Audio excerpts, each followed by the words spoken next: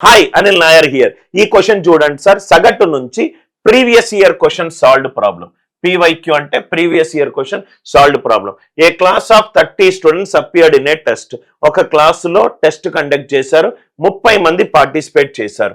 ఆ 30 మందిలో 12 మంది స్టూడెంట్స్కి సగటు ఎంత వచ్చింది? 62 వచ్చింది.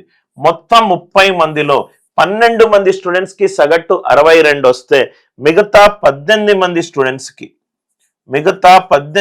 స్టూడెంట్స్కి సగటు ఎంత వచ్చింది? 74 వచ్చింది. అంటే మొత్తము క్లాస్ సగటు ఎంత?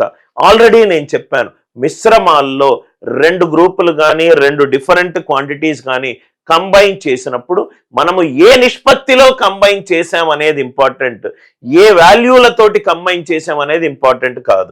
అంటే 6 12, 6 3 18. సో 2:3గా చేసాం.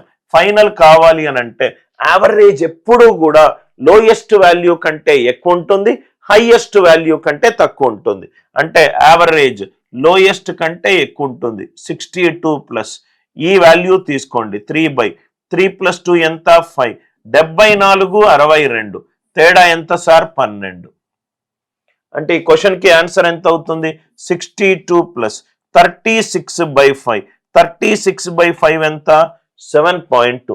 62 + 7.2 ఎంత? 69.2. ఈ క్వశ్చన్కి ఆన్సర్ ఏంటి? 69.2.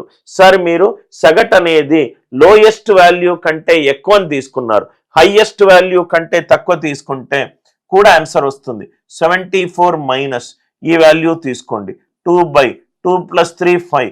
74 62. డిఫరెన్స్ 12.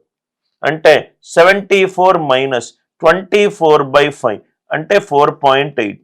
అంటే ఇది కూడా ఆన్సర్ ఎంత? 69.2.